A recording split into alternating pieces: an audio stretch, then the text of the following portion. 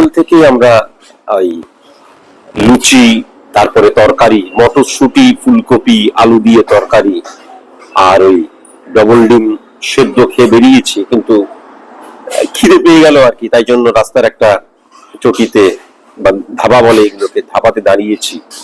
সেখানে ডাল fry, veg যে কারি হয় তরকারি, ভেজ তরকারি আর রুটি অর্ডার দিয়েছি, তারপরে স্পেশাল চা।